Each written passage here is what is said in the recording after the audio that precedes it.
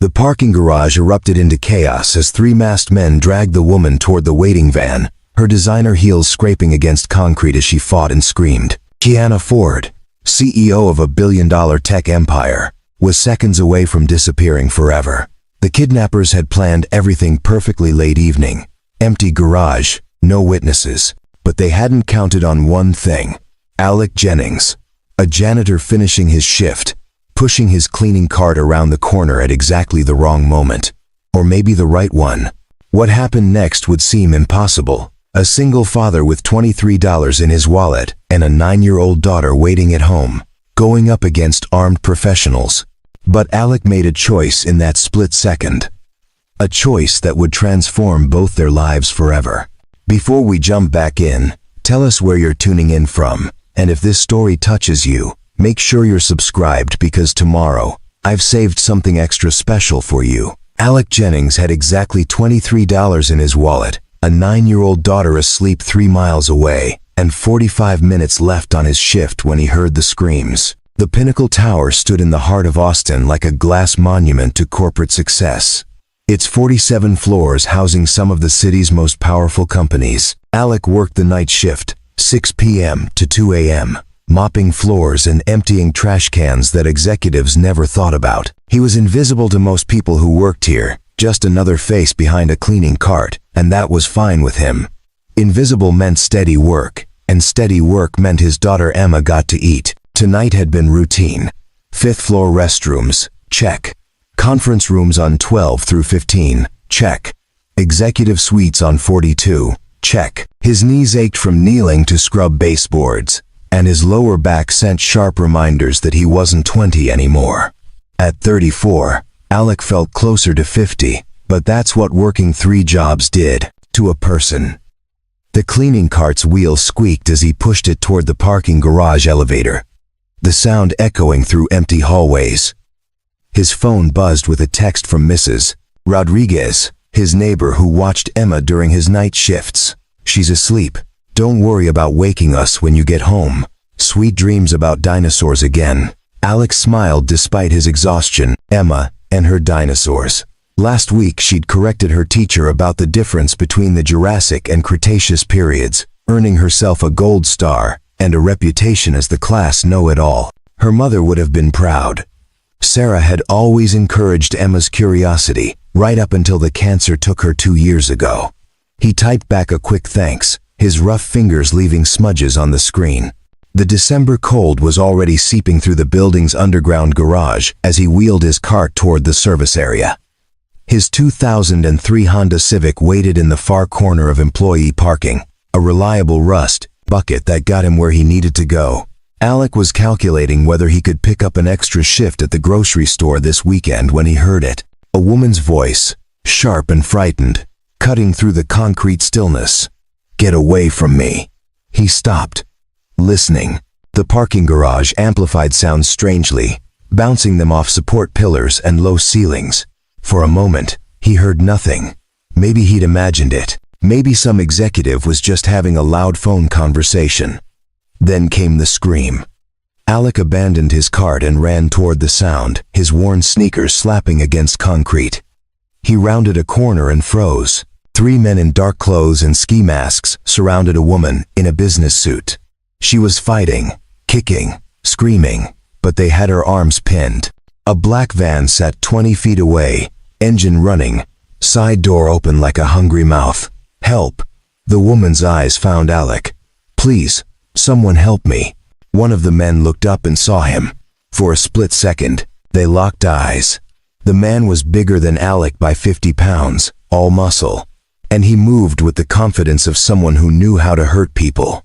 Alec should have run, should have called 911, and stayed hidden. He had Emma to think about. A daughter who'd already lost one parent and couldn't afford to lose another. The smart thing, the safe thing, was to be a good witness from a distance. But Sarah's voice echoed in his memory. "You're one of the good ones, Alec. Don't ever let the world change that." He grabbed a fire extinguisher from the wall and charged. The men weren't expecting resistance from a janitor. Alec swung the extinguisher like a baseball bat, catching the nearest kidnapper in the shoulder. The man stumbled back with a grunt of pain. Alec pulled the pin and sprayed, white foam erupting in a cloud that filled the space between them. "Run," he yelled at the woman. She didn't need to be told twice. The moment the men's grip loosened, she twisted free and sprinted toward the stairwell. One of the kidnappers lunged after her, but Alec threw the extinguisher at his legs. The man went down hard, cursing. The third man, the one who'd locked eyes with Alec, pulled something from his jacket. A gun. Alec's stomach dropped as he stared down the barrel, all his courage evaporating in an instant. He thought of Emma waking up tomorrow to find out her daddy wasn't coming home. "You just made the biggest mistake of your life," the gunman said, his voice cold through the mask. Before he could pull the trigger, a car alarm exploded into sound.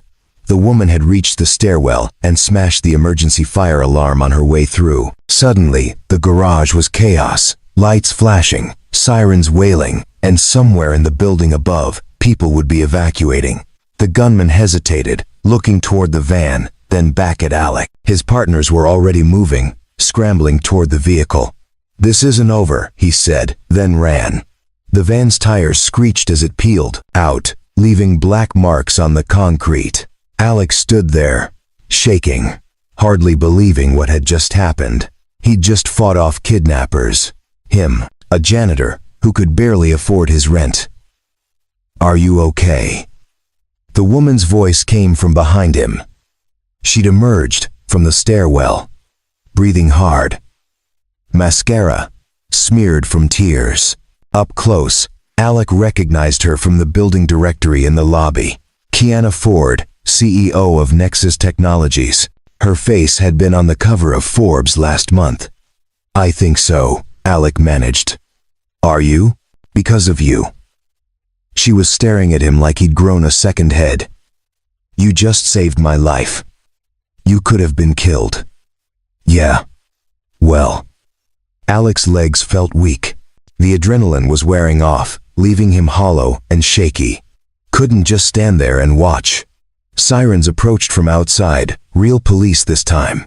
Someone must have called 911. Kiana looked toward the exit, then back at Alec, something shifting in her expression. "What's your name?" "Alec." "Alec Jennings."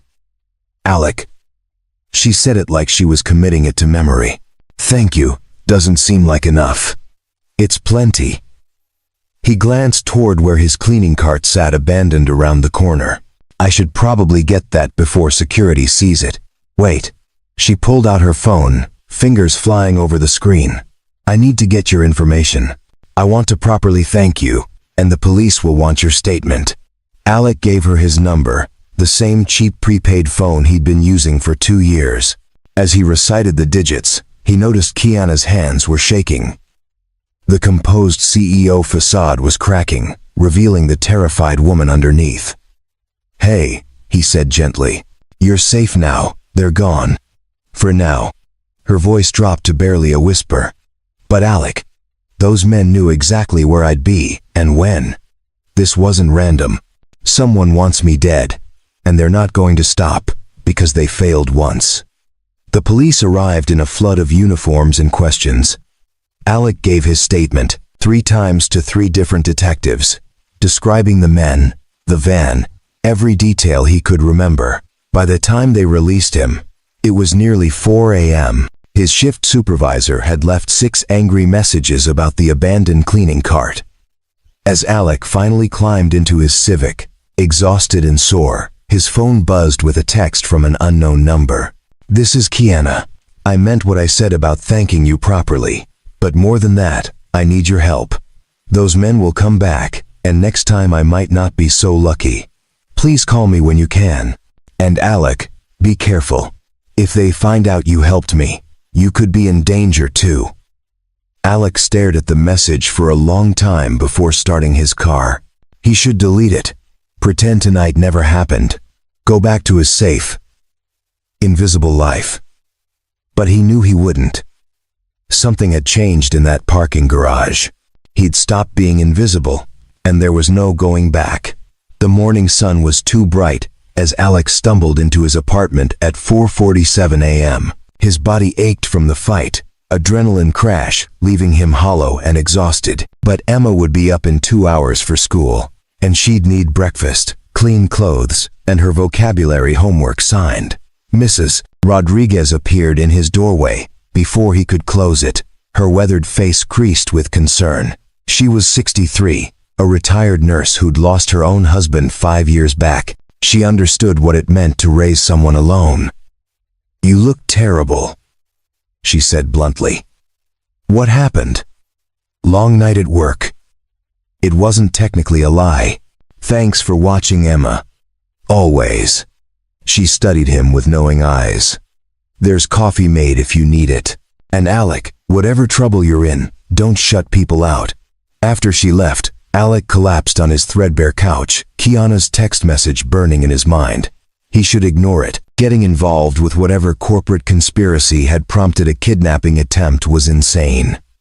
He had Emma to think about, responsibilities, a life that couldn't afford complications. Preparing and narrating this story took us a lot of time, so if you are enjoying it, subscribe to our channel. It means a lot to us. Now back to the story. His phone rang. Unknown number. But he knew who it was. "Hello? Alec. It's Kiana Ford." Her voice was strained. "Urgent. I'm sorry to call so early, but I need to see you, today. It's important." "Miss Ford, I don't think that's a good idea. Please, just give me 30 minutes. There's a coffee shop called The Grind on West 6th Street. Can you meet me there at noon?" Alec thought about saying no. He really did. "I'll be there." He managed 3 hours of restless sleep before Emma's alarm went off. His daughter bounced into the living room, all energy and wild bedhead, wearing her favorite dinosaur pajamas that were getting too small. "Morning, Daddy." She launched herself at him, and Alec caught her, ignoring his sore ribs. "Mrs. Rodriguez made pancakes last night. She put chocolate chips in them even though you say not to." "Mrs. Rodriguez is a bad influence," Alec said, tickling her until she shrieked with laughter. Getting Emma ready for school was a practiced routine. Brush teeth, wrangle hair into ponytails, find matching socks, pack lunch, check homework folder. Normal, comforting tasks that kept Alec grounded. This was what mattered. This was his real life. Not dramatic parking garage rescues or mysterious CEO meetings. He dropped Emma at Oakwood Elementary at 8:15, watching through the fence as she ran to join her friends on the playground. She was laughing, carefree, innocent. Everything good in his world. "Mr. Jennings?" A teacher approached, the young woman Emma had corrected about dinosaurs. "Do you have a minute?" Alec's stomach dropped. "Is Emma in trouble?" No, nothing like that." The teacher smiled. "I wanted to tell you that Emma's teacher nominated her for the Gifted and Talented program. She's exceptionally bright. There's testing involved, but it could mean special opportunities." "That's great."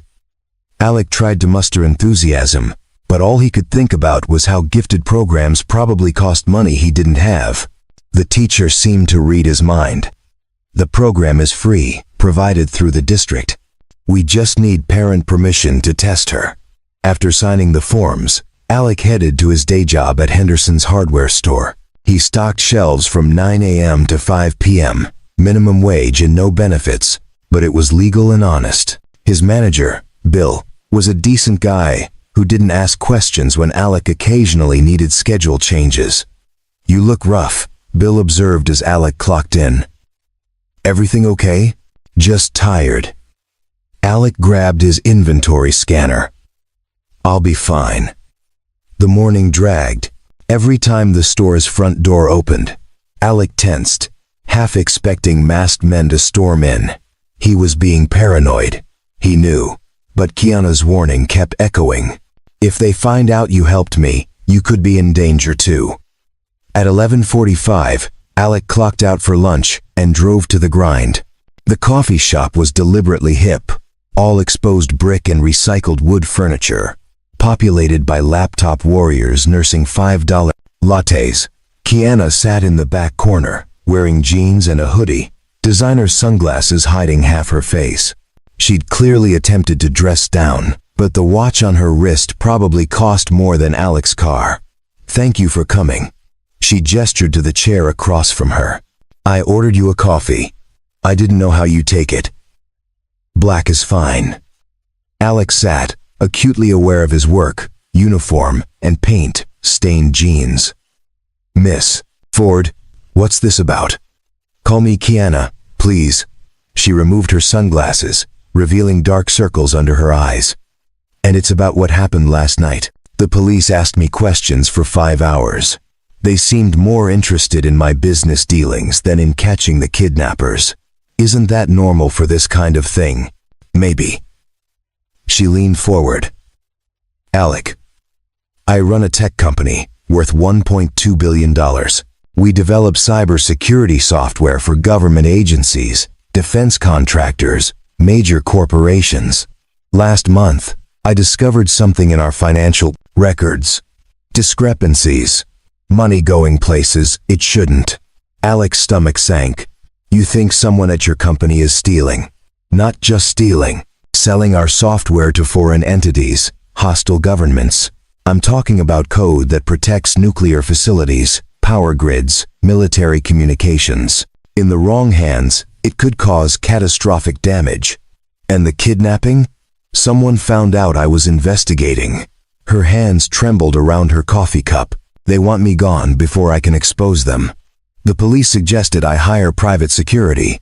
But Alec, I don't know who to trust. Someone high up in my company orchestrated this. They have resources, connections. Why are you telling me this? Kiana met his eyes. Because you're the only person who helped me when I needed it. You didn't know who I was or what I could offer you. You just did the right thing. That's rare in my world. I'm a janitor and a stock clerk.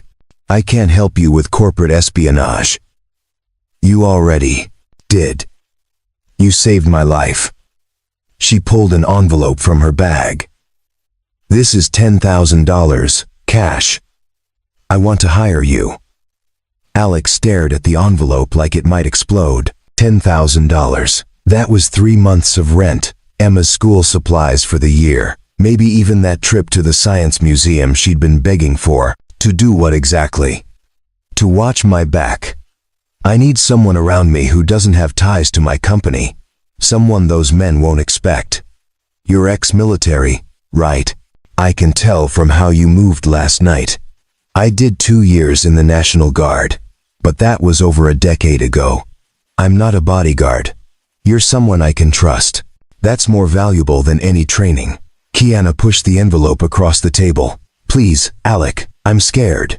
Those men had guns, and they knew exactly where I'd be. My own driver called in sick yesterday, which is why I was alone.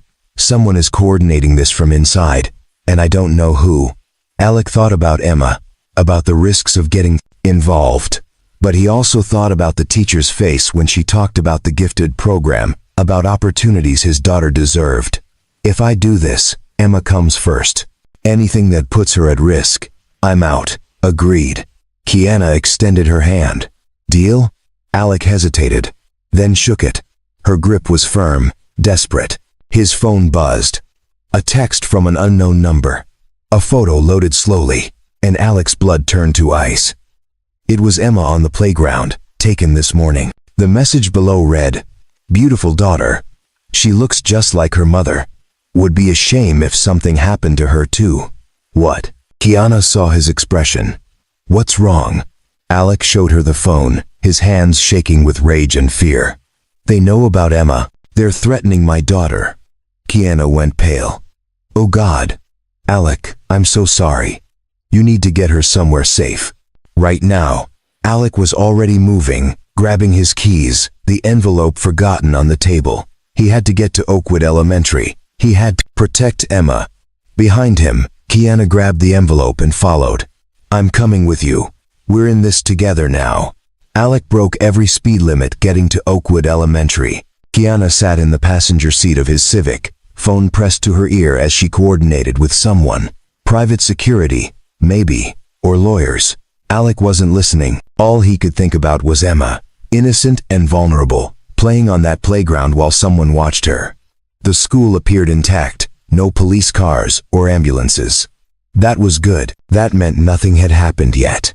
Alec parked illegally in the fire lane and ran for the entrance, Kiana right behind him. The receptionist looked up, startled. "Mr. Jennings, is everything okay? I need to see Emma. Right now." "Sir, it's the middle of the school day. Is there an emergency?" "Yes." Alec's voice was harder than he intended. "There's an emergency. Get my daughter." Something in his face must have convinced her. She picked up the phone, spoke quietly to someone, then nodded. "Mrs. Patterson is bringing her from the classroom now." Emma appeared 2 minutes later, confused and a little scared. "Daddy, what's wrong?" Alec scooped her up, holding her tight, breathing in the strawberry scent of her shampoo. She was safe. She was here. "We're going home early, sweetheart. But I have art class after lunch, and we're making papier-mâché volcanoes. We'll make one at home." He set her down, taking her hand. "Come on." Emma noticed Kiana for the first time. "Who's that?" "A friend. Her name is Kiana." "Hi, Emma." Kiana crouched to Emma's level, managing a smile despite the tension. "I've heard you're really smart. Your dad says you know everything about dinosaurs." Emma's face lit up, momentarily distracted. "I do. Did you know that velociraptors were actually the size of turkeys, not as big as in the movies?" "I didn't know that. You'll have to teach me more sometime." In the car, Emma chattered about her morning, oblivious to the danger. Alec drove to Mrs. Rodriguez's apartment instead of his own. If someone was watching his place, he couldn't take Emma there. Mrs. Rodriguez opened the door at his knock, taking one look at his face and immediately understanding something was wrong. "What do you need? Can Emma stay here for a few hours? Maybe overnight?" "Of course." She looked at Kiana with open curiosity, but didn't ask questions. "Come on, mija. Let's make cookies." Emma hesitated. "Will you come back, Daddy?" "Always." Alec kissed her forehead. "I promise, but I need you to stay here with Mrs. Rodriguez and be good, okay?" "Okay." She hugged him tight. "Love you, Daddy. Love you more." Once Emma was safely inside, Alec turned to Kiana. "We need to figure out who sent that message. I already have someone on it." Kiana showed him her phone, a friend who specializes in digital forensics. "He's tracing the number now, but these people aren't amateurs. It'll take time." "We don't have time. They threatened my daughter." "I know, and I'm sorry. This is my fault." Kiana looked genuinely anguished. "You shouldn't have gotten involved. Too late for that." Alex started walking toward his car, then stopped.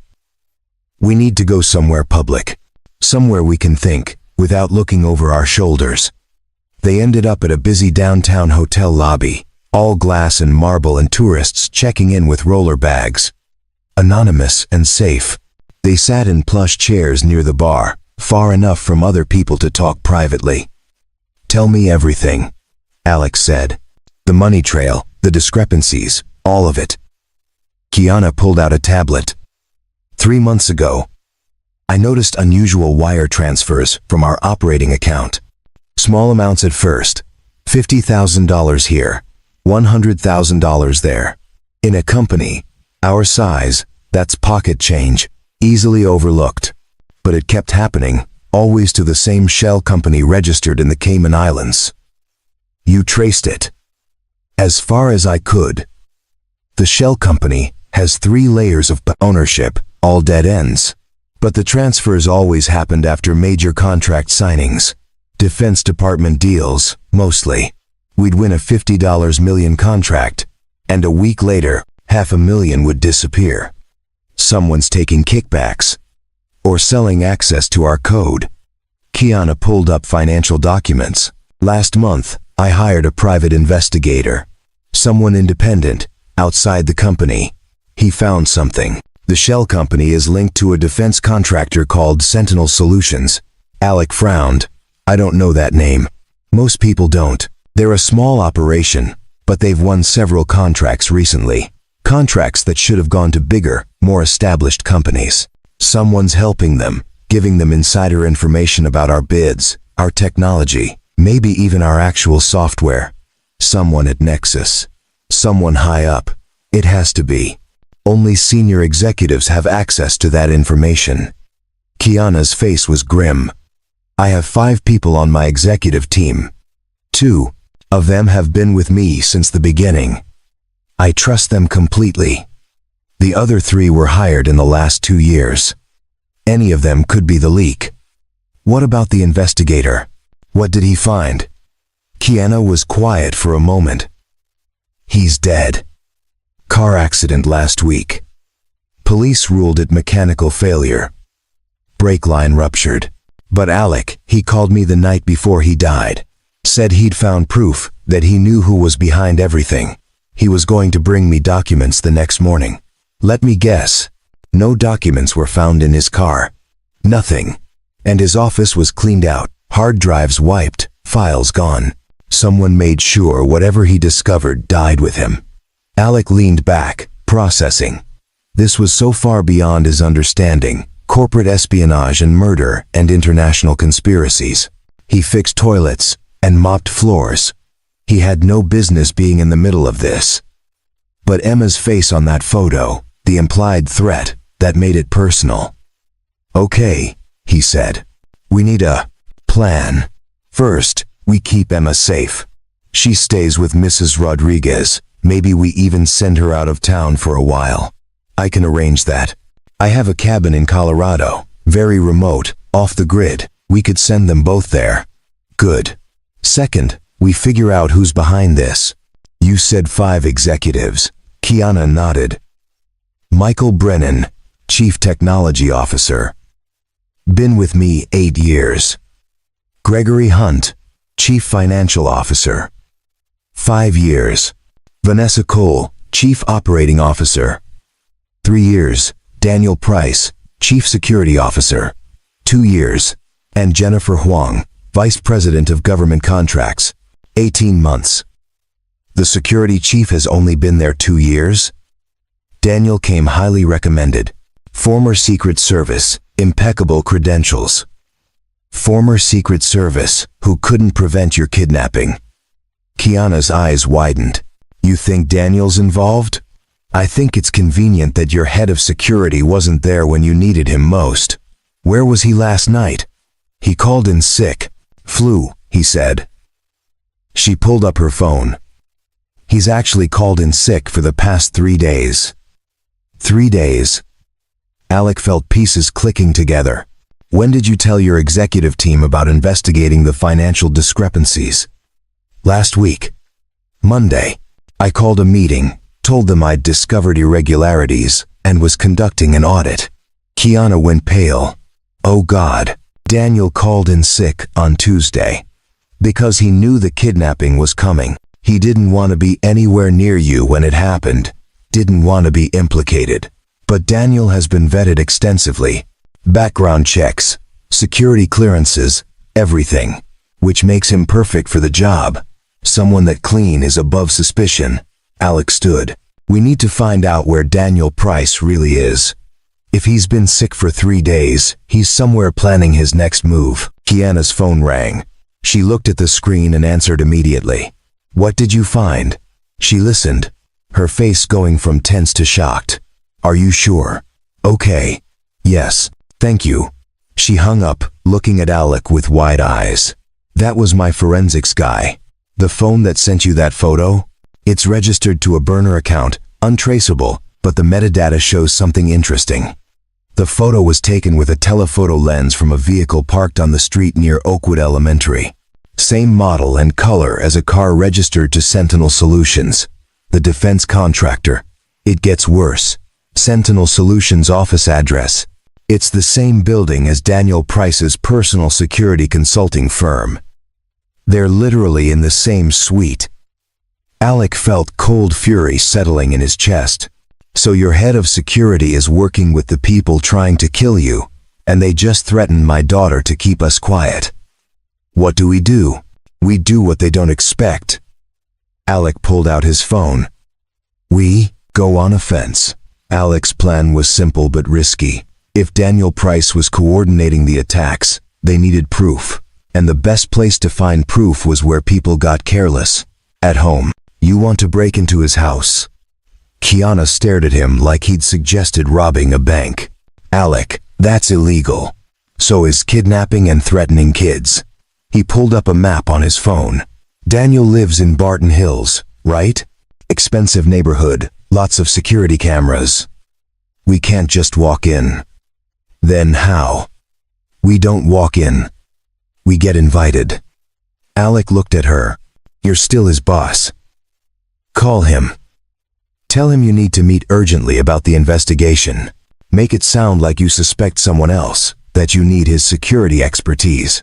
Kiana considered this. If he thinks I don't suspect him, he might let his guard down. Exactly. Set the meeting for tomorrow morning at your office. That gives us tonight to search his place while he's preparing. Us? Kiana raised an eyebrow. You're a janitor, not a burglar. I grew up in East Austin before it got gentrified. Let's just say, I know how to get into places I'm not supposed to be. They spent the afternoon planning. Kiana called Daniel, playing her part perfectly. She sounded worried, stressed, asking for his advice on security protocols. Daniel agreed immediately to meet at 9 a.m., his voice smooth with false concern. He bought it, Kiana said after hanging up. God, I trusted this man with my life. He's been to my house for dinners. I introduced him to my parents. People are good at hiding who they really are. Alec knew that too well. He'd thought his own father was a decent man until he walked out when Alec was 12, leaving him and his mom with nothing. They picked up Emma from Mrs. Rodriguez's apartment at 5 p.m. His daughter ran to him, covered in cookie dough and happiness. Daddy, Mrs. Rodriguez taught me how to make snickerdoodles. Can we make them at home? Sure, baby. Alec hugged her, breathing in the simple joy she radiated. But listen, we're going on a little trip tonight. How would you like to go to the mountains? Emma's eyes went wide. Like camping? Will there be bears? Not camping exactly. Kiana has a cabin there. You and Mrs. Rodriguez are going to stay for a few days, kind of like a vacation. What about school? I'll talk to your teacher. This is important, Emma. His daughter studied his face with that unsettling perception 9-year-olds sometimes had. Are the bad people trying to hurt you? Alec's chest tightened. She was too smart for her own good. I'm keeping you safe. That's all that matters. Mrs. Rodriguez agreed to the plan without hesitation. I raised 3 boys. I know how to handle trouble. We'll be fine.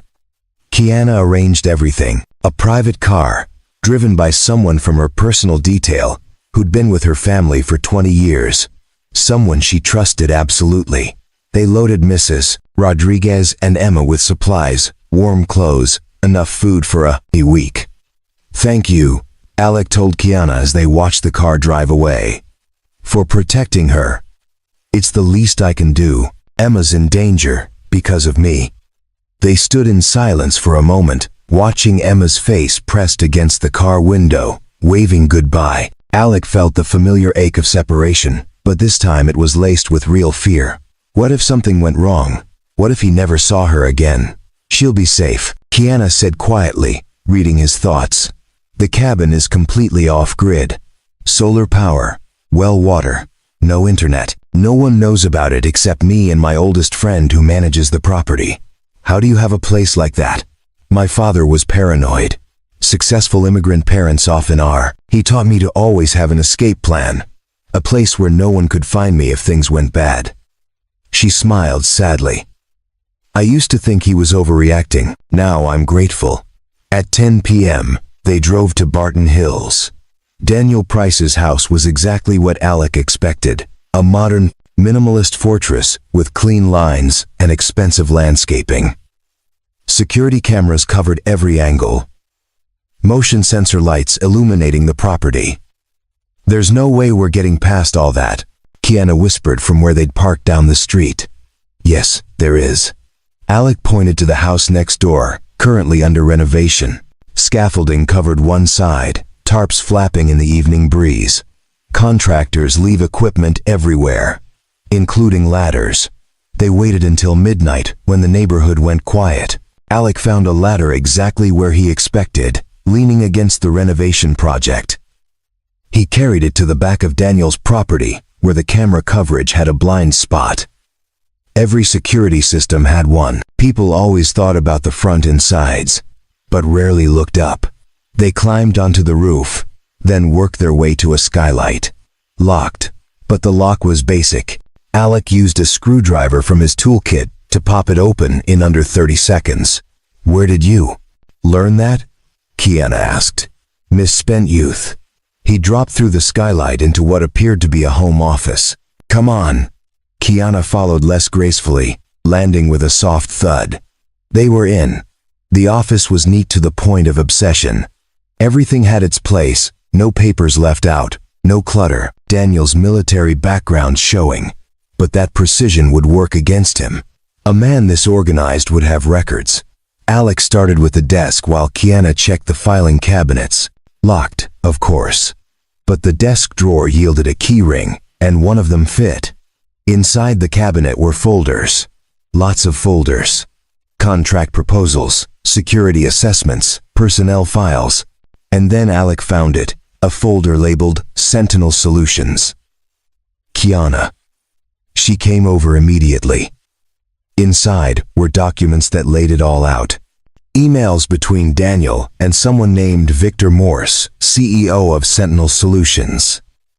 Discussions about the Ford problem and how to neutralize her investigation. Bank statements showing payments of $250,000 transferred to an offshore account in Daniel's name. "This is it," Kiana breathed. "This is proof." Alec photographed every page with his phone. "We need to get this to the police." "To who?" "Daniel has contacts everywhere. We don't know which cops are clean." "Then we go to the FBI. Federal jurisdiction, harder to corrupt." They were gathering the evidence when they heard it. The garage door opening. A car pulling in. "He's home," Alec hissed. "I thought he was preparing for tomorrow's meeting." "So did I." Kiana's face was pale. "We need to hide." But there was nowhere to hide. The office was sparse. Minimal furniture, no closets. They could hear footsteps now, coming up the stairs. Daniel was heading straight for the office. Alec made a split-second decision. He grabbed Kiana's hand and pulled her toward the skylight. They climbed out just as they heard the office door opening below. On the roof, they lay flat, hardly breathing. Through the skylight, they could see Daniel enter. He went straight to the filing cabinet, noticed it was unlocked, and froze. His hand moved to his waistband, pulling out a gun. "I know you're here," he called out. "I have motion sensors on the skylight. The alarm sent me an alert 20 minutes ago." Alec's stomach dropped. They'd walked right into a trap. Daniel pulled out his phone. "Victor. They're at my house." "Yes, both of them. Ford and the janitor." A pause. "I'll handle it. Send the team to the cabin location. If we can't use the man's daughter as leverage here, we'll grab her directly." Emma. They knew about the cabin. Alec didn't think, just moved. He dropped through the skylight, landing behind Daniel. The older man spun, bringing the gun around, but Alec was faster. Years of manual labor had made him strong. He grabbed Daniel's wrist, twisting it until the gun clattered to the floor. They fought in the close quarters of the office. Daniel was trained, professional, but Alec fought with desperation. He thought of Emma, innocent and trusting, waiting at a cabin these monsters knew about. A lamp shattered. A shelf collapsed. Daniel got in a solid punch that split Alec's lip, but Alec responded with an elbow to the ribs that drove the air from Daniel's lungs. "Kiana, run!" Alec yelled. "Warn Mrs. Rodriguez." But Kiana didn't run. She picked up the gun. "Stop," she said, her voice deadly calm. "Both of you, stop right now." Daniel and Alec froze, both breathing hard. Kiana held the gun steady, pointed at Daniel. "You're going to call Victor back. she said. "You're going to tell him it was a false alarm, that it was just a raccoon on the roof. Then you're going to sit down and tell us everything." Daniel smiled, and it was chilling. "You won't shoot me, Kiana. You're not a killer. Try me." Her finger moved to the trigger. "You threatened a 9-year-old. You tried to have me kidnapped. You murdered my investigator. Right now, I'd be perfectly happy to put a Frenetain's bullet in your leg and listen to you scream." Something in her voice made Daniel believe her. He made the call, gave the all clear, but as he hung up, he looked at them with cold confidence. "You think this changes anything? Victor has 15 men. Even if you run, even if you hide, they'll find that little girl. And when they do, they'll use her to make both of you cooperate. You can't win this." Alec's blood ran cold because he knew Daniel was right. They had evidence. But evidence meant nothing if Emma was in danger. "Then we don't run," Kiana said. "We end this tonight. All of it." They tied Daniel to his desk chair using zip ties from his own security equipment. Poetic justice, Alec thought, binding the hands of a man who'd made a career of protecting people while plotting against them. "Talk," Kiana ordered, the gun still trained on Daniel. "How many people are working with you?" Daniel laughed, the sound bitter. "You really want to know how deep this goes? Fine. Victor Morse has contracts with half the defense establishment. Generals, admirals, Pentagon officials. They all get kickbacks from Sentinel Solutions. Your technology, Kiana, your beautiful cybersecurity software, it's worth billions to the right buyers. Foreign governments," Alex said, pieces clicking together. "Among others, criminal organizations, terrorist groups, anyone with deep pockets and enemies to spy on. Victor's been selling modified versions of Nexus code for 3 years. Your software protects power grids. Now it can also shut them down remotely. Secures military communications. Now it intercepts them." Kiana's face had gone white. "My company was supposed to protect people. Your company is a gold mine. And you were about to expose everything because of your conscience." Daniel shook his head. "Victor wanted to buy you out quietly, make you rich beyond measure to look the other way. But you're too idealistic. So he decided to remove you and install someone more cooperative, CEO. Who? Your CFO, Gregory Hunt. He's been on Victor's payroll for 2 years. Alec felt sick. The corruption went higher than they'd thought. What about the kidnapping? Those men in the parking garage? Private contractors. Former military. No loyalty except to money. Victor has 20 of them on retainer. The 3 you fought off were just the advanced team. And now?" Daniel smiled. "Now Victor knows you're onto him. He'll escalate. By morning, there'll be warrants for your arrest, Kiana. Falsified evidence of embezzlement, corporate fraud. You'll be in custody before you can present anything to the FBI. We have proof." Kiana gestured to the documents. "Everything's photographed, backed up. Digital evidence, easily dismissed as fabricated. You'll need more than photos to convince a federal judge, especially when Victor has 3 judges in his pocket." Alec pulled out his phone and called the number for the cabin. It rang 5 times before Mrs. Rodriguez answered, her voice cautious. "Alec, are you safe? Is Emma okay?" "We're fine. She's sleeping. What's wrong?" "They know where you are. You need to leave now. Take Emma and drive to the nearest town. Check into a motel. Pay cash. Don't use your real names." "How far behind are they?" "I don't know. An hour? Maybe 2? Just go." He heard movement in the background. Mrs. Rodriguez's voice waking Emma, explaining they needed to leave. His daughter's sleepy protest, then understanding when she heard the urgency. "Daddy?" Emma's voice came on the line. "Are you okay?" "I'm fine, baby. Just do what Mrs. Rodriguez says. I'll call you when it's safe. I love you. Love you more." After hanging up, Alec turned to Daniel. Where would Victor send his men? The cabin first. When they find it empty, they'll spread out, check motels, gas stations.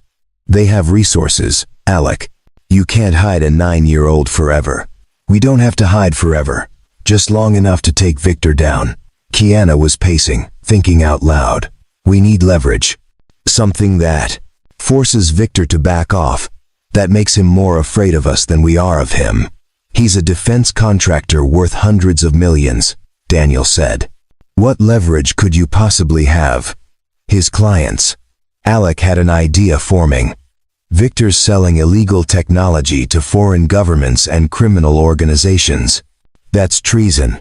If we can prove who he's sold to, what they've done with the technology, the government will have no choice but to act. Those records are encrypted, hidden across multiple servers. You'd need a team of hackers working for weeks. Or someone with access to Victor's personal files. Kiana looked at Daniel. You've been working with him for years. You must have access credentials, security codes. Daniel laughed. You think I'm going to help you? I think you're going to make a choice. Kiana's voice was ice. Help us take down Victor, and maybe the FBI goes easier on you. Refuse, and I'll make sure every detail of your involvement gets leaked to the media. Your face will be on every news channel as the traitor who sold out his country. I have immunity deals in place. From Victor, he'll burn you the second it's convenient. Alec leaned in close. You said it yourself. No loyalty except to money. The moment you become a liability, you're dead. Just like that investigator. Just like Kiana was supposed to be. For the first time, doubt flickered across Daniel's face. He was smart enough to know they were right. Victor Morse didn't leave loose ends. What exactly do you want? Access to Victor's private server. The one where he keeps his real records. That's at his estate. Security like Fort Knox. Then you'll help us get in. Daniel was quiet for a long moment. If I do this, I want full immunity. Written agreement from the FBI. We'll do our best, Kiana said. But you're going to have to earn it. They spent the next hour planning. Daniel provided layout diagrams of Victor's estate, security protocols, shift schedules for the guards. He also gave them something valuable, an access code that would get them through the front gate. Why are you really helping? Alec asked as they prepared to leave. Daniel met his eyes. Because Victor threatened my family too. Last month, when I hesitated about the kidnapping plan, he had photos of my daughter, my ex-wife, everyone I've ever cared about. I did what I did to protect them. But you're right. He'll kill us all eventually. Better to take him down first. At 3 a.m., they left Daniel tied up in his office and drove toward the hill country where Victor's estate sprawled across 200 acres. Kiana called her forensics expert, the one who'd traced the phone, and arranged for him to meet them there with equipment. This is insane, she said as they drove through the dark. We're about to break into a billionaire's compound with minimal planning and no backup. You have a better idea. Running, leaving the country, starting over somewhere Victor can't reach. Us. And abandon Emma? Let these people win? Kiana was quiet. No. You're right. We finish this. They arrived at Victor's estate. At 4:15 a.m. The property was massive, all iron gates and surveillance cameras. A private kingdom built on blood money. Daniel's access code worked, the gate sliding open with barely a whisper. So far, so good, Alec muttered. They made it 50 yards before the lights came on. Floodlights, everywhere, turning night into day. And there, standing in the driveway with a dozen armed men, was Victor Morse himself. He was smaller than Alec expected, maybe 5'8", with silver hair and an expensive suit despite the hour. He looked like someone's kindly uncle, not a traitor selling out his country. Miss Ford, Victor called out pleasantly. I've been expecting you. Did you really think Daniel could resist my influence? He called me the moment you left his house. He gestured to his men. Please, step out of the car. Let's talk about this like civilized people. Alec looked at Kiana. They were trapped, outgunned, betrayed. Daniel had played them perfectly. What do we do? Kiana whispered. We get out slowly. We stall. And we pray that Mrs. Rodriguez got Emma far enough away. They exited the car, hands visible, as Victor's men surrounded them. Game over. Or so it seemed. Victor's study was exactly what Alec expected from a billionaire with too much power. Floor-to-ceiling bookshelves lined with leather-bound volumes that had probably never been read. Modern art that cost more than most people's houses. Furniture that whispered money and taste. They sat in chairs that were somehow both comfortable and intimidating while Victor poured himself scotch. "Can I offer you anything?" he asked, playing the gracious host. "Coffee, perhaps? You both look exhausted." "Cut the act," Kiana said. "What do you want?" "Want? I have everything I want. Money, influence, power. What I need is for you to stop being a problem." Victor settled into his chair, swirling the scotch. "You're a brilliant woman, Kiana. I've always admired that. When I approached you 2 years ago about partnership opportunities, I genuinely hoped we could work together." "You mean when you tried to bribe me to ignore your theft?" "I prefer to call it a mutually beneficial arrangement. Your software is revolutionary. All I wanted was to share it with interested parties who could appreciate its true value." "You mean hostile foreign governments and terrorist organizations?" Victor shrugged. "The word terrorist is so subjective. One nation's terrorist is another's freedom fighter. I simply provide tools. What people do with those tools is their business." Alec had been studying the room, noting exits and positions of the 4 guards standing by the doors. They were professionals, ex-military by their bearing, alert and ready. No way to fight through them. "You can't kill us," Kiana said. "We've sent everything to the FBI.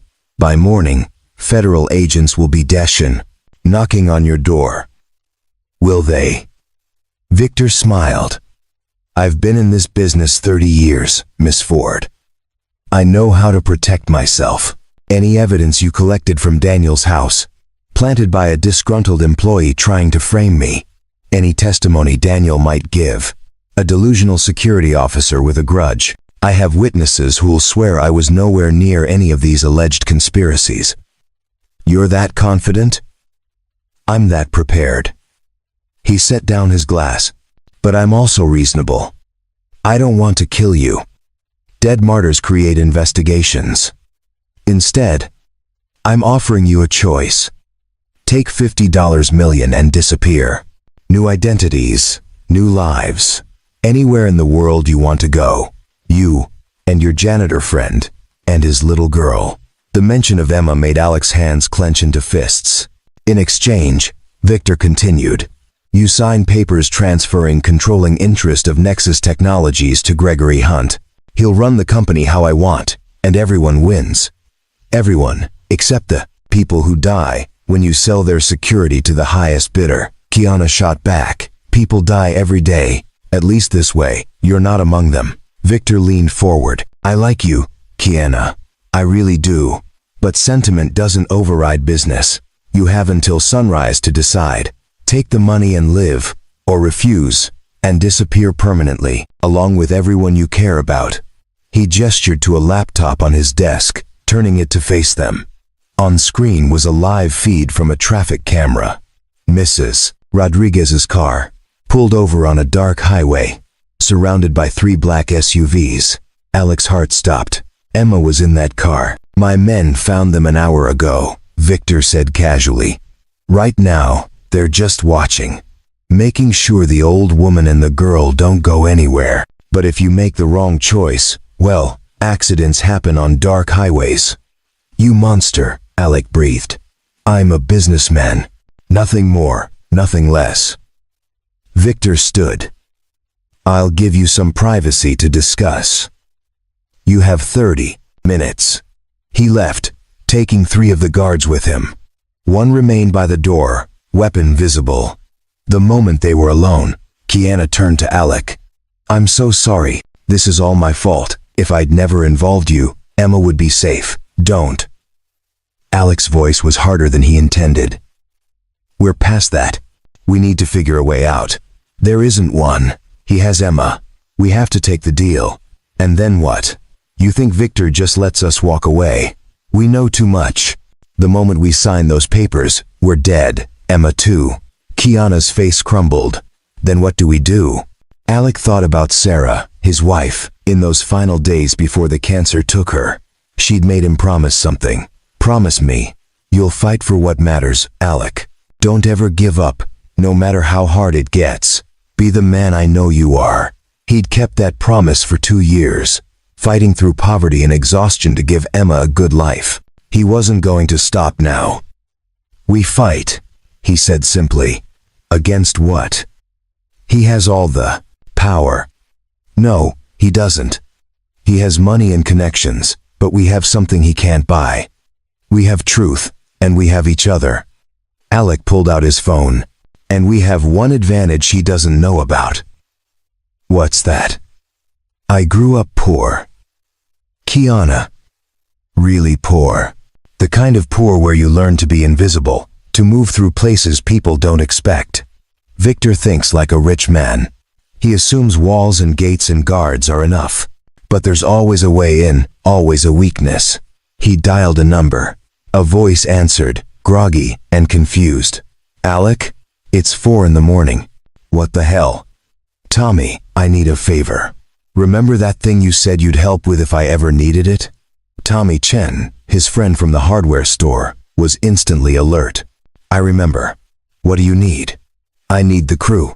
A pause. Man, we're not kids anymore. We don't do that stuff. This is for Emma. Someone's threatening my little girl. Another pause, longer this time. Where and when? Alec gave him the SAPE.org address.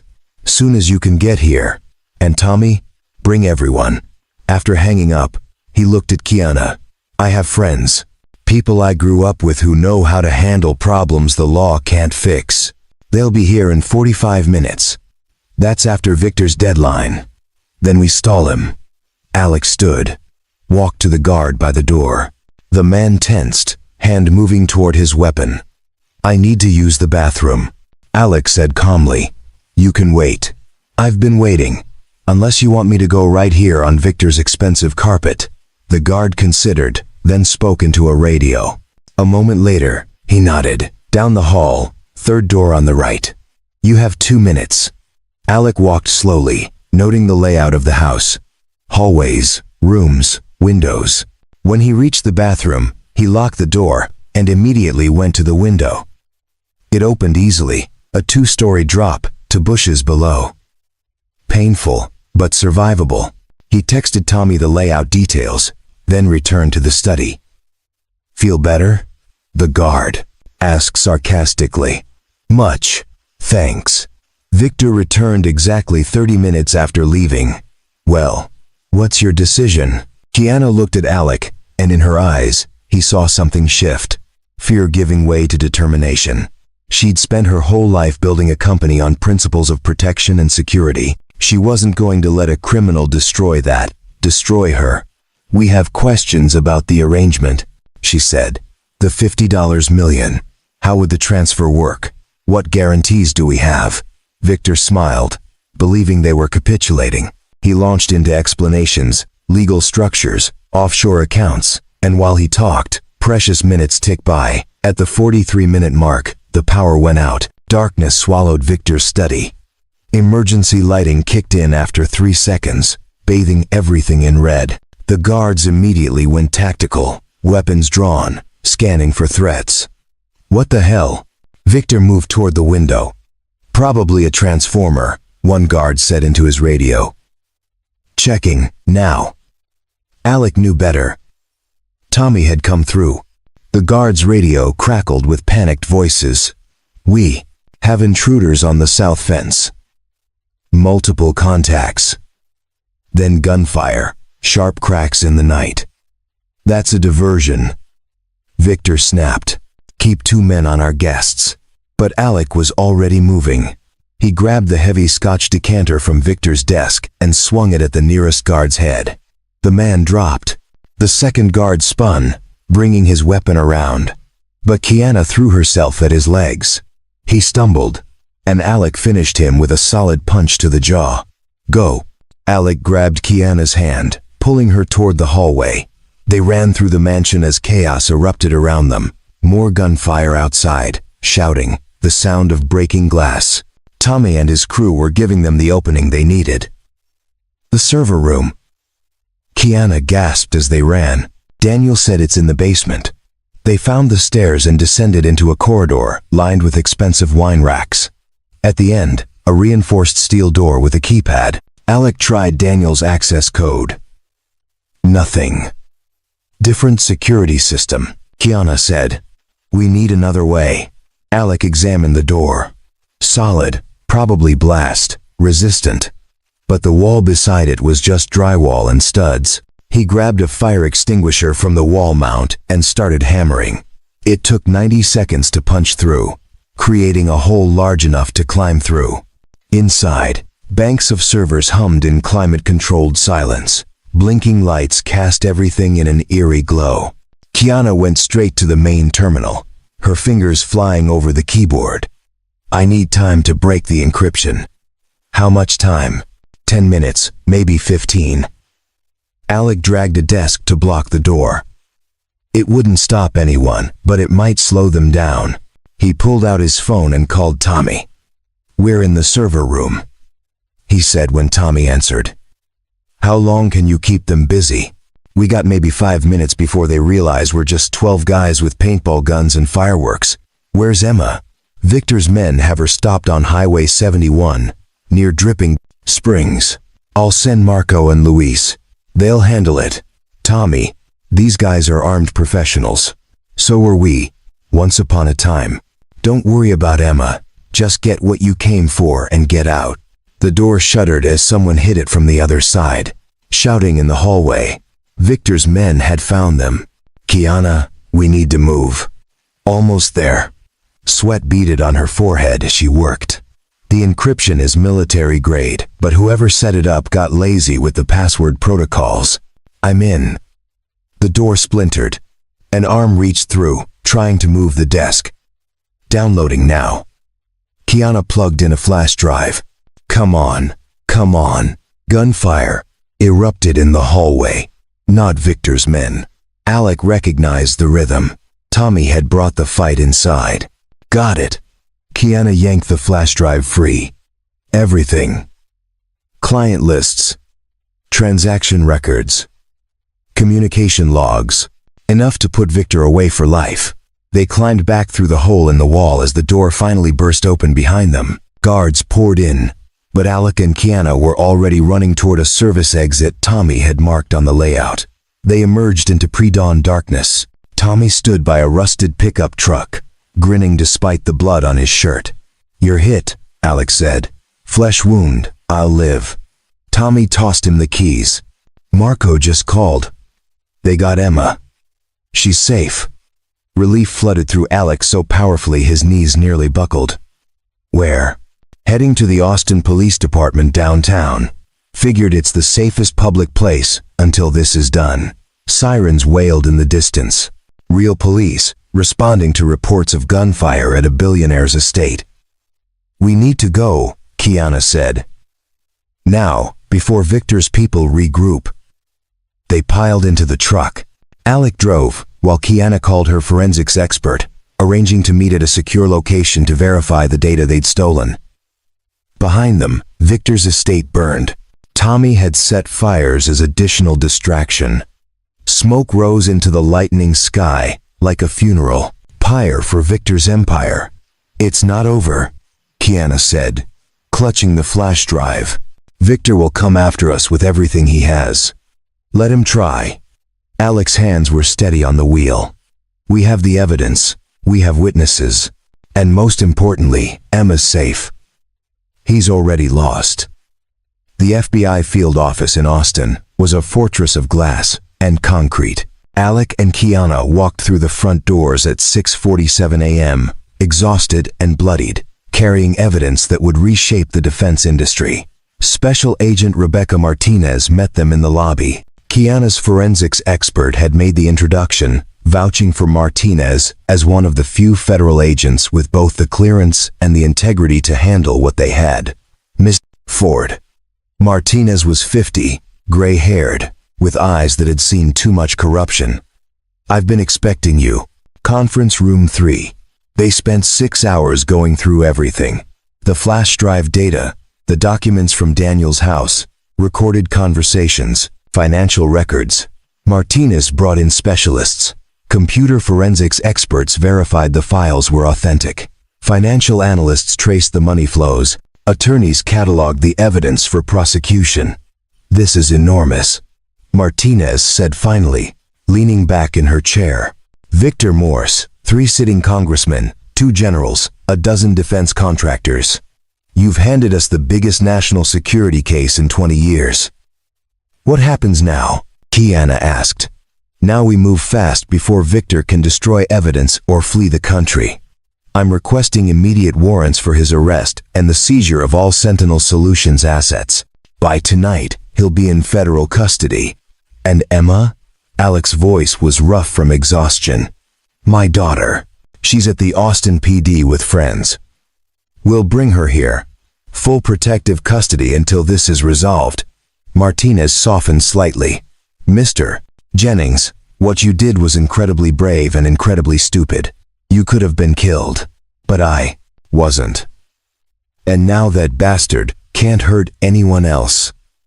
By noon, federal agents were executing raids across 3 states. Victor Morse was arrested at his estate, still in his expensive suit, still trying to maintain his dignity as they led him away in handcuffs. Gregory Hunt, Kiana's CFO, was taken from Nexus headquarters. Daniel Price surrendered peacefully at his home, trading cooperation for leniency. The news broke like a thunderstorm. Every major outlet picked up the story. Billionaire defense contractor arrested for treason. Tech CEO exposes massive conspiracy. Single father saves daughter and stops espionage ring. Alec watched the coverage from the FBI conference room, barely processing it. None of that mattered. What mattered was the knock on the door at 2 p.m. Emma burst in, running straight to him. Daddy! He caught her, held her tight, breathing in the strawberry scent of her shampoo. She was real, solid, safe. Hey baby, you okay? Mr. Marco and Mr. Luis were really cool. They let me sit in the front seat and everything. And they told me about when you were young and got in trouble for climbing the water tower.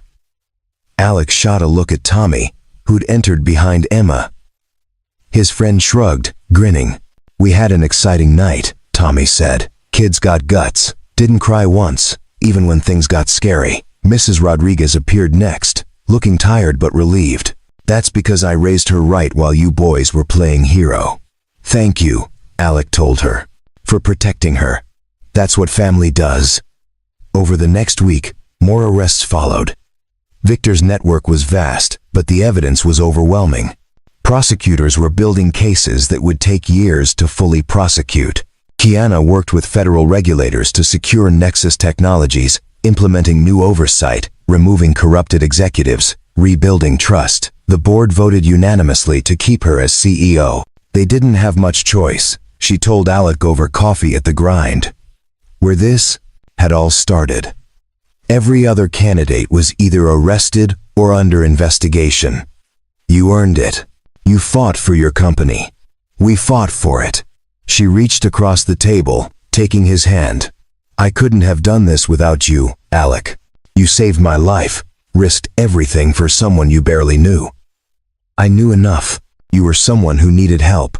They sat in comfortable silence, watching Austin go about its day through the window. Normal people living normal lives, unaware of how close they'd come to having their security compromised, their infrastructure vulnerable. What happens now? Alec asked. For us, I mean. Kiana smiled. That depends. The board approved a new position, Director of Physical Security. It comes with an actual salary, benefits, the works. Know anyone who might be interested? I'm a janitor who got lucky. You're a hero who saved a company and stopped traitors. The job's yours, if you want it. Alec thought about Emma. About the opportunities this could provide. About building something real instead of just surviving day to day. Yeah, he said. I want it. 3 months later, life had settled into something resembling normal. Alec worked at Nexus headquarters, building a security team from scratch. Real professionals, vetted thoroughly, people who understood loyalty meant more than money. Emma thrived in the gifted program, making friends who shared her love of science and dinosaurs. And Kiana became a fixture in their lives. Dinners at Alec's apartment, movie nights with Emma, quiet conversations after his daughter fell asleep about dreams and fears and possibilities. This is nice, Kiana said one evening, curled on his couch while Emma snored softly in her bedroom. Normal. I forgot what normal felt like. It won't last, Alec said. Something always comes up. He was right. The threat arrived via encrypted email to Kiana's personal account. No sender. No signature. Just a video file and a message. Victor sends his regards. The video showed Victor in prison, orange jumpsuit, speaking to the camera. Kiana, by now you think you've won. You've dismantled my organization, seized my assets, put me behind bars. But you made one critical mistake. You assumed I worked alone. His smile was chilling. I was middle management, nothing more. The people I answered to, they're still out there. And they're very displeased with the attention you've brought to their operations. Expect visitors soon. The video ended. Who's he talking about? Alec asked. Kiana was already on her phone, calling Martinez at the FBI. We need protection. Victor wasn't the top of the chain. Martinez arrived at Nexus within the hour, her face grim. We've been investigating Victor's communications. He was receiving orders from someone using the codename Architect. Multiple overseas accounts, shell corporations in 20 countries. Whoever the architect is, they've been running this operation for decades. Do we have any leads? 1. 3 days ago, a private jet landed in Austin, registered to a corporation that traces back to one of Victor's shell companies. We don't know who was on it, but they're here. That night, Alec insisted Kiana and Emma stay at a secure location. A safe house, the FBI maintained, guarded around the clock. Emma protested leaving her school friends, but one look at her father's face told her this was serious. More bad people? She asked quietly. Maybe, but we'll keep you safe, I promise. The attack came at 2 a.m., not at the safe house, at Nexus headquarters. Alec was working late, reviewing security footage, when the building's fire alarm went off. But it wasn't fire. It was gas, pumped through the ventilation system, knockout gas, military grade. He held his breath, running for the stairwell, but his vision was already blurring. He made it 3 floors down before his legs gave out. The last thing he saw before darkness took him was a figure in a gas mask, watching from the shadows. He woke to fluorescent lights and the smell of disinfectant. Not a hospital. Somewhere industrial, cold. His hands were zip-tied to a metal chair. Mr. Jennings. Finally awake. The voice came from behind him. Footsteps circled into view. A woman. Mid-50s. Elegant, in an expensive suit. Everything about her screamed power and money. I'm sorry we had to meet this way, she said. But you've become a problem. You and Miss Ford, both. Who are you? I'm the person Victor worked for. The person who built the network he was merely managing. And you've cost me billions with your heroics. She pulled out a tablet, showed him a live feed. Emma and Kiana, both unconscious, in a room similar to this one. Here's what's going to happen. You're going to convince Kiana to recant her testimony against Victor. You're going to say you fabricated evidence, that you were trying to extort money from her company. In exchange, I'll let your daughter live.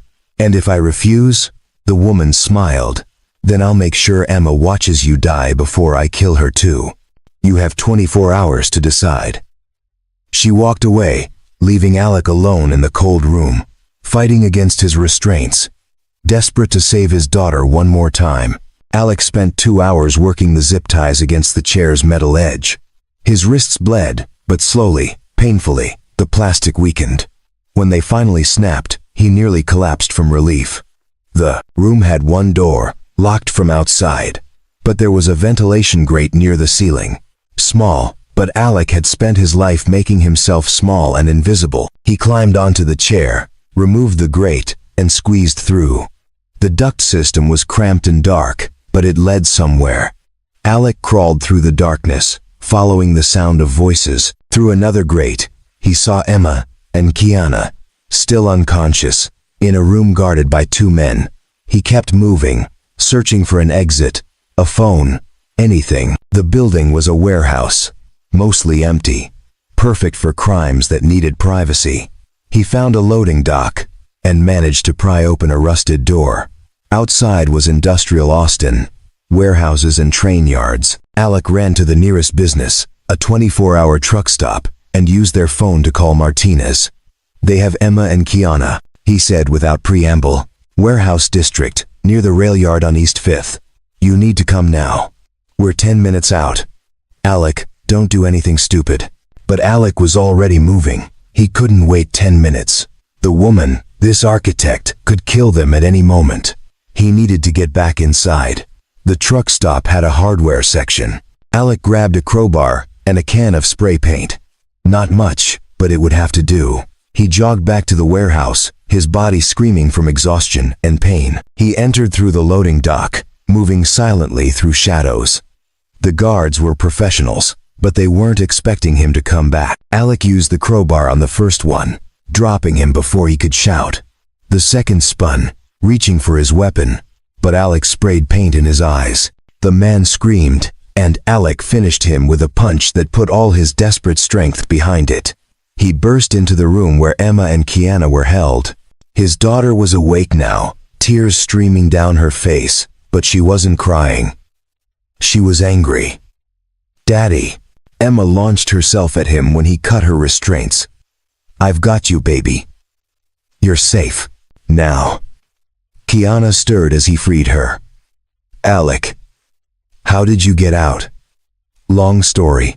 We need to leave before she comes back." But they were too late. The architect stood in the doorway, no longer elegant. She held a gun, and her face was twisted with fury. "You should have stayed gone," she said. "Now I'll have to kill you all myself." "FBI is on the way," Alec said, stepping in front of Emma. "It's over. It's never over." She raised the gun, aiming at Kiana. "But I can at least remove the primary problem." Emma did something then that Alec would replay in his mind forever. His 9-year-old daughter, who'd spent the night terrified and alone, grabbed the spray paint can he'd dropped and threw it with perfect accuracy. It hit the architect's hand, knocking the gun aside. Alec didn't hesitate. He tackled the woman, wrestling for the weapon. They struggled, and the gun fired once, the sound deafening in the enclosed space. The bullet missed everyone, embedding in the concrete wall. Then, the room filled with FBI agents, weapons drawn, shouting commands. Martinez led them, and within seconds, the architect was on the ground in handcuffs, still screaming about how they didn't understand, how she'd built something that would outlast them all. In the chaos, Alec held Emma tight, and Kiana wrapped her arms around both of them. They stood like that, a makeshift family born from crisis, until the adrenaline faded and exhaustion took over. The aftermath took months. The architect, whose real name was Victoria Chen, faced charges in 3 countries. Her network was larger than Victor's, spanning continents, but with her arrest, it began to collapse. More arrests followed, more trials, more testimony. Kiana rebuilt Nexus Technologies with new purpose, new ethics. The company became known not just for its technology, but for its integrity. And Alec built a security team that protected not just the company, but its values. 6 months after that night in the warehouse, they stood together at Emma's school science fair. She'd built a replica of a velociraptor skeleton, complete with accurate bone structures and detailed documentation. "First place," Emma announced proudly, holding her blue ribbon. "The judges said I have a future in paleontology." You have a future in anything you want, Kiana told her. Later, as they walked to the car, Emma between them holding both their hands, Alec realized something. This was what victory looked like. Not the arrests, or the headlines, or the justice served. This quiet moment with the people he loved, safe and happy and together. Ice cream? He suggested. With extra sprinkles, Emma demanded. Always. Kiana agreed, squeezing his hand, and for the first time in years, Alec Jennings felt truly, completely at peace. 18 months later, Alec stood in the parking garage of Pinnacle Tower, the same place where everything had changed, but this time, he wasn't pushing a cleaning cart. He wore a tailored suit, still uncomfortable, but getting used to it, and carried a briefcase containing security protocols for Nexus Technologies' newest government contract.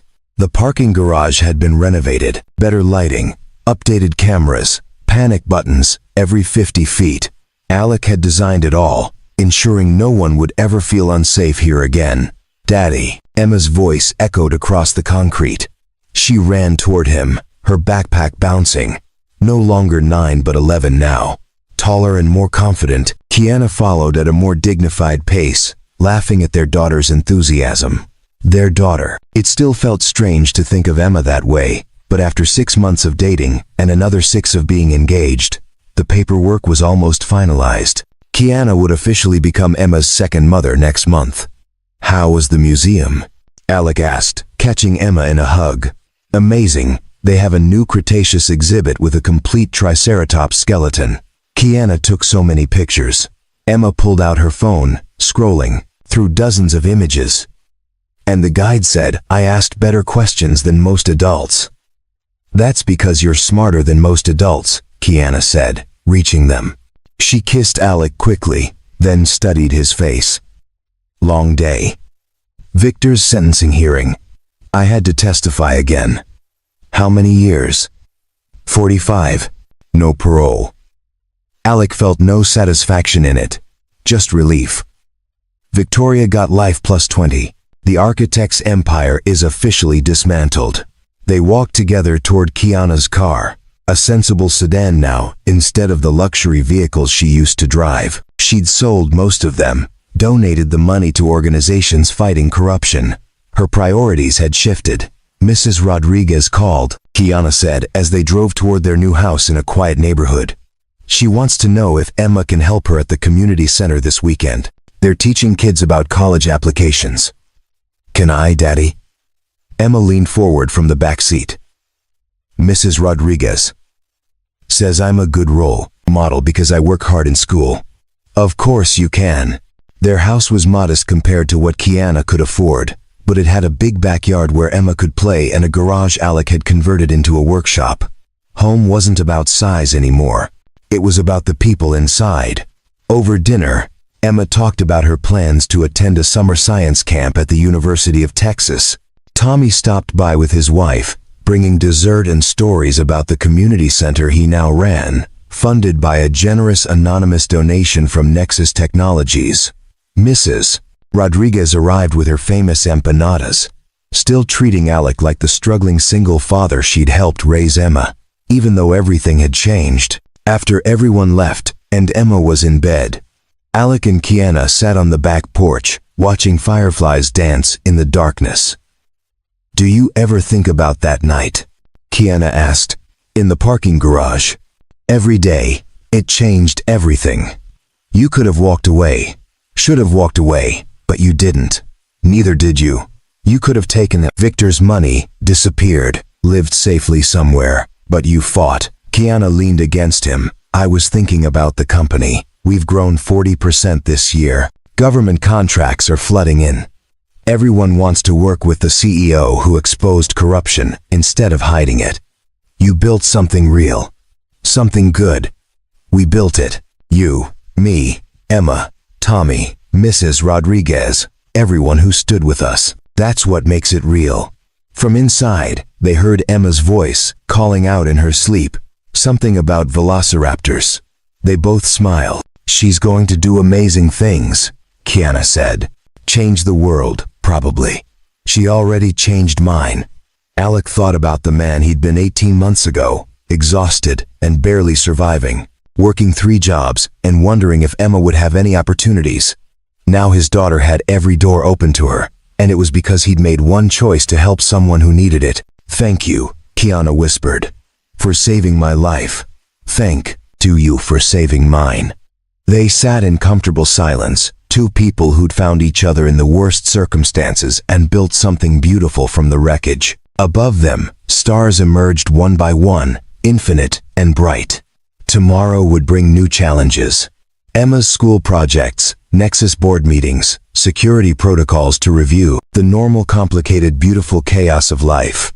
But tonight, in this moment, everything was exactly as it should be. And in the parking garage, where a janitor had once fought off kidnappers to save a stranger, new employees walked safely to their cars, protected by systems designed by the man who understood that everyone deserved to feel secure. Some stories end with happily ever after. This one ended with something better. Purpose, family, and the knowledge that doing the right thing, no matter the cost, was always worth it. Up next, you've got 2 more standout stories right on your screen. If this one hit the mark, you won't want to pass these up. Just click and check them out. And don't forget to subscribe and turn on the notification bell, so you don't miss any upload from us.